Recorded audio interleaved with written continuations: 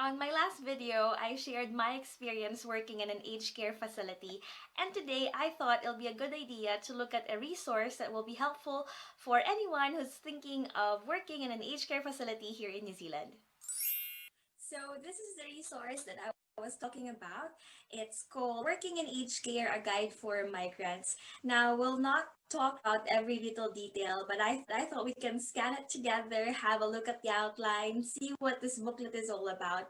But first, if we're just meeting, Kia ora, my name is Binibini Veronica. I am a Filipino nurse living in New Zealand. I create weekly videos about nursing and life in New Zealand. So if you're new here, please hit like, subscribe, and turn on notification bell so you'll know when I upload new videos just like this one. I will link a PDF file in the description box below, so feel free to have a look at that and I suppose, click that link below and we can go through it together. So for the contents, you'll see it has 7 main topics. First is an introduction, and then there's also information about minimum employment rights, protecting yourself from exploitation, health and safety, workplace culture and communication, getting to know New Zealand, and living in New Zealand. And as it says in the booklet, this guide will help you understand what it is like to work in aged care in New Zealand and where to get advice and support if you need it. So working in aged care in New Zealand may be different from what you are used to. Caring for and communicating with older adults may be different from your home country. How people communicate at work will also be different. So yeah, like I said, if you are thinking of working in aged care facility here in New Zealand and you just don't have any clue what the work environment is going to be like, I think this guide will be really helpful for you. All right. So New Zealand's population is aging. By 2036, around 23% of the total population will be aged 65 or over, compared to 14% in 2013. By 2051, the number of older people with a disability is expected to grow by 60%.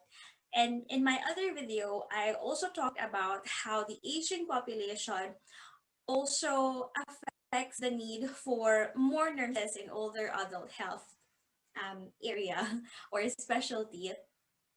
So you can watch that in the link below. I'll also add that in the description box if you haven't watched that already. So this page here refers to some information on how we support older people. So it says here that in an aged care facility or environment, we support older persons' health by promoting good well-being, encouraging their mobility, personal cares, and helping them with activities of daily living. It also emphasized that we work with people from different backgrounds. So we have our European New Zealanders, Maori, Pacific, and Asian people, Filipinos. And there's also some information about Treaty of Waitangi. If you are a healthcare professional wanting to work in New Zealand, and this is the first time you're hearing about Treaty of Waitangi, in the Nursing Council website, there is an information, a booklet called Guidelines for Cultural Safety, the Treaty of Waitangi and Maori Health in Nursing Education and Practice. And I highly recommend that, reading that book, especially in preparation for your competence assessment program. O, di ba? Nakapag-recommend pa. And it also provides information about the right of older people in New Zealand. So basically, older people rely on their caregivers to treat them well. Like all New Zealanders, they are also entitled to have their privacy and personal information protected. So when you are working in an aged care facility, think of it as you're actually working in your patient's home, because that is their home. And you want to make sure that all their rights are protected, that their privacy is protected, and that you are there in order to attend to their needs and promote their health as well. Yeah. So this one talks about qualifications and registration. So I already created a separate video about becoming or how to become a registered nurse in New Zealand for internationally qualified nurses. If you haven't seen that yet, then please feel free to check it out. healthcare assistants, in my previous videos, I also get asked about that. So in New Zealand, HCAs are not licensed. Based on the experience of the people that I know, they already have their visa here in New Zealand, either because they are on an open job search visa or they are on a partnership visa, and then they apply for a healthcare assistant job. And then if that facility can prove that no other locals can do that job, then they will hire that. I hope that makes sense somehow. So yeah, so there's information here about occupational registration and regulatory bodies. The only difference I think is, so in the Philippines, we have one professional regulatory body, it's the PRC, di ba?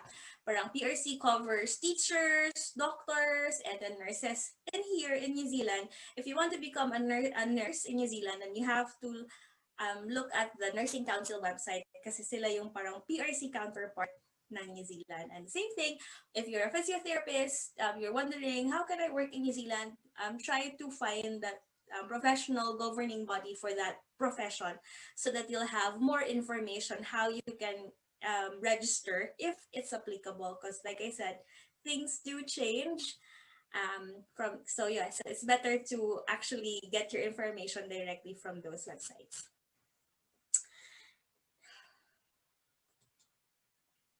So working conditions in aged care, so wages. On July 1, 2018, the minimum hourly rate for care and support workers in New Zealand rose to $19.80 per hour. This was agreed to as part of the 2017 Care and Support Worker Settlement. And remember, I talked to Elaine. She's a registered nurse in the Philippines. And she moved here in New Zealand through a partnership visa from her husband. And then she's currently working as a healthcare assistant. And it was sabi nga niya, it was very unexpected initially when she started the role. It was really a minimum wage. But yun nga, from 2017, she benefited from this increase. So yeah, good to know. Minimum employment rights. So this will apply to all workers in New Zealand. So it doesn't mean that because you're an immigrant that your work rights are lesser compared to New Zealand residents or New Zealand citizens. So even though you have rights, you matter. So it includes minimum wages, working hours, holidays, leave, and break. So your employer must treat you fairly and provide you with a written employment agreement outlining what you are entitled to. Knowing your rights, mas levitate lang ako. Knowing your rights will help you to settle into the workplace and avoid any potential disagreements with your employer.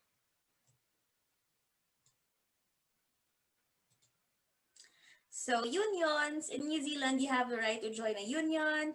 So unions support employees in the workplace. They bargain for collective employment agreement with employers and employees with information and advice about work-related issues.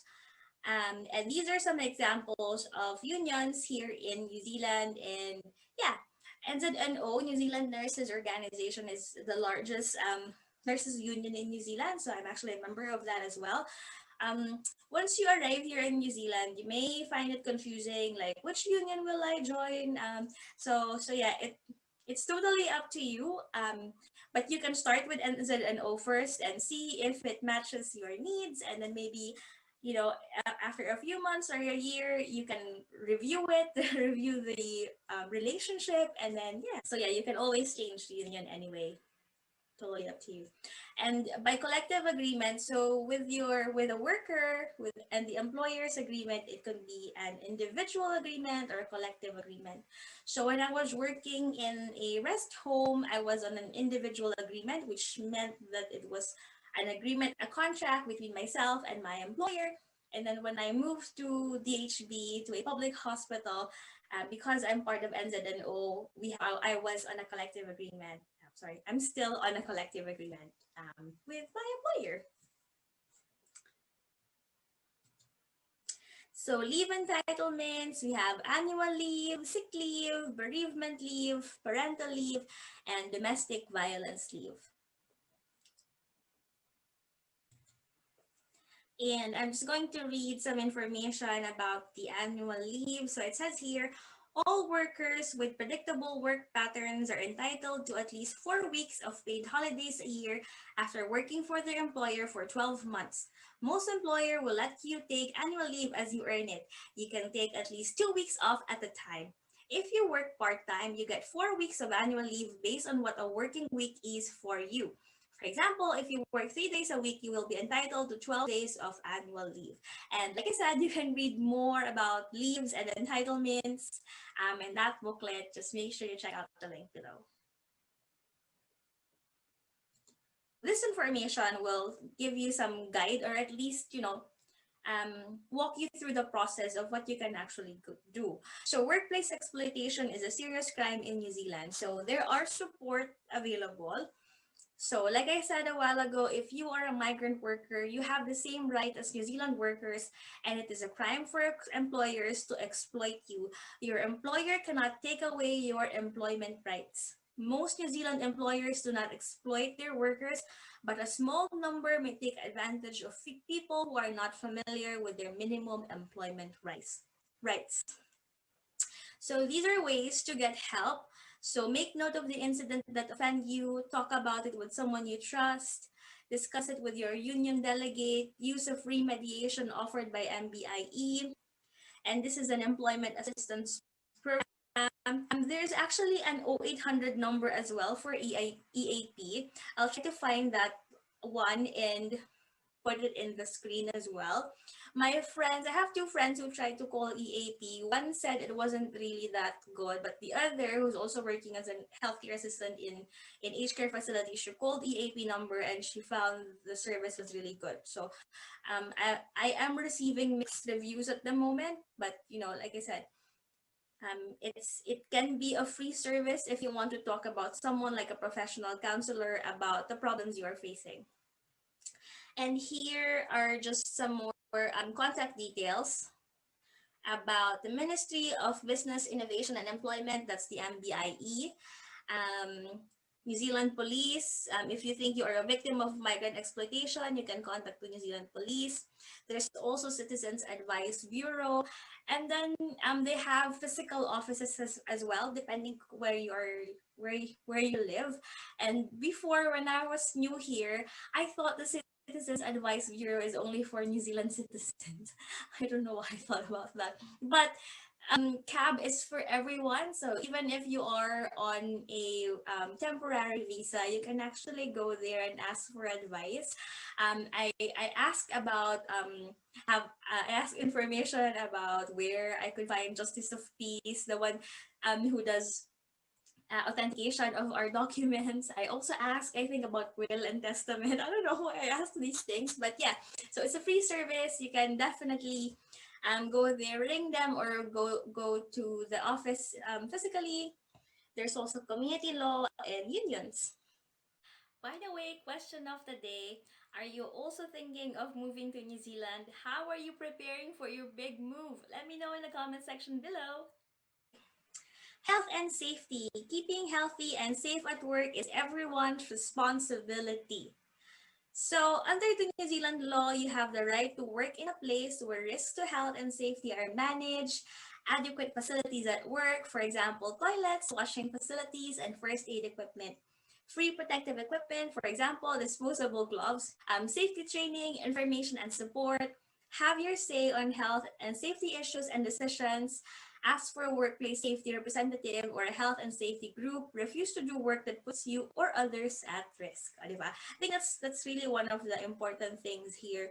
I think in the past, or I'm not sure if it's just me or if you've been in this situation as well, when you're starting, when you're new, you just want to say yes to whatever is requested from you because you want to get along, you want to fit in, but just know that you do have rights. Like I said, you matter. So if you are put in a dangerous situation that will put yourself or your license at risk, you do have the right to say no. We can be polite about it, but yeah, so you can refuse as well. You can have your say on health and safety decisions. It is against the law for anyone to treat you differently or take steps against you for being concerned about workplace health and safety. So these are just, I'm just gonna levitate again. So these are just information about what your employer must do and what you should do as well. Okay, I'm gonna go down now.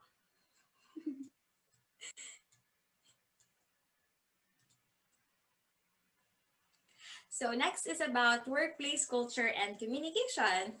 So learn how New Zealanders communicate and work together. Some New Zealand workplaces can be quite informal. The way New Zealanders communicate at work may also be different from what you're used to. So I definitely experienced this even with my even when I just did my clinical placement. So in the Philippines, there is you could really feel the organizational hierarchy. You would know someone is a nurse manager for sure. You would definitely feel someone is a boss. But in New Zealand, it's very informal. Workplace culture.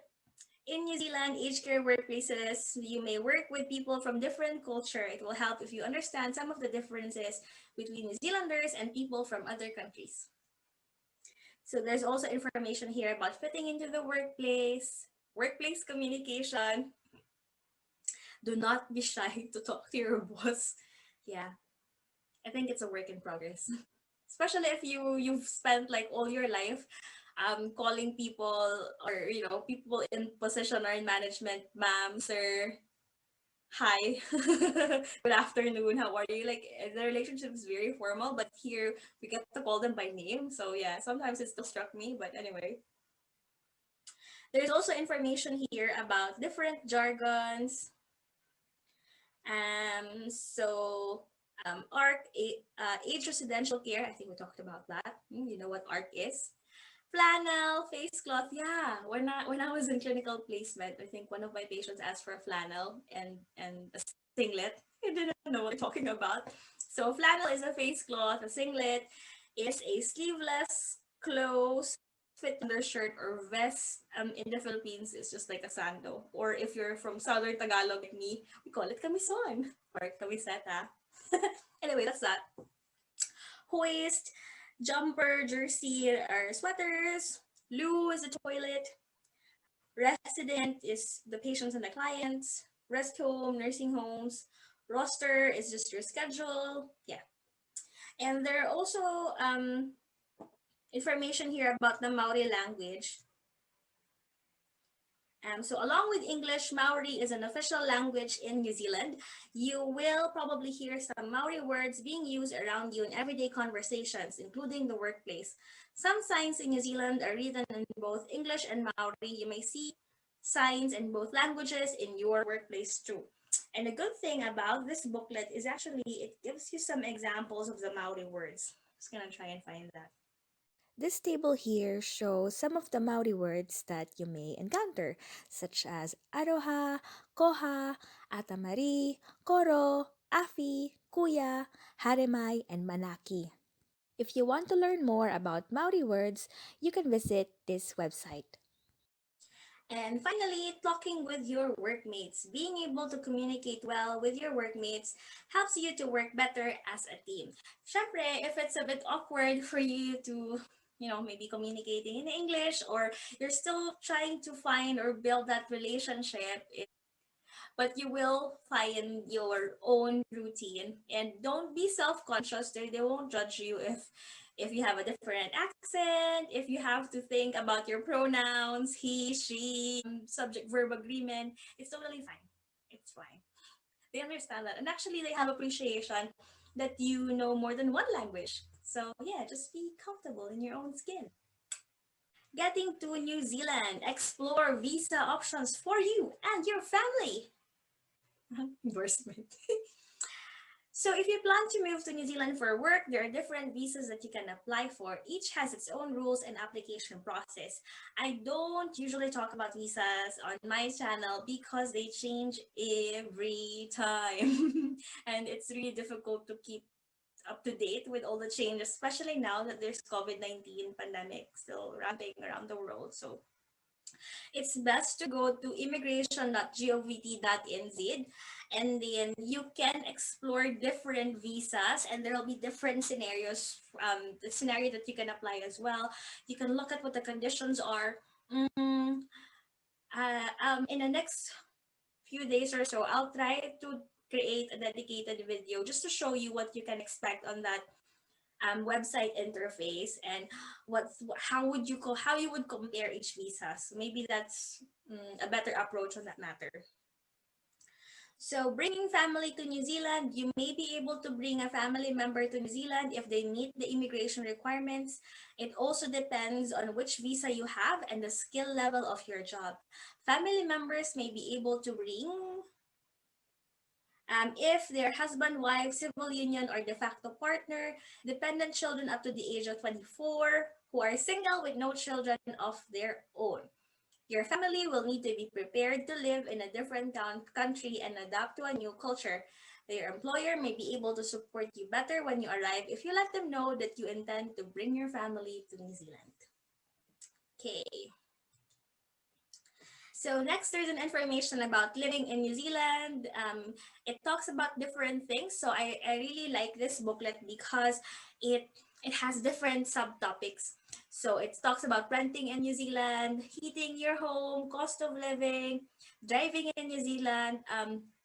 Like I told you before, when I was in the Philippines, I did not know how to drive at all. I got my driver's license when I moved here, so I had to really start from scratch. So there's information about public transport, about the climate, healthcare services, your safety, meeting people, New Zealand law, settlement support, and settlement curve. And I actually like to show you that settlement curve.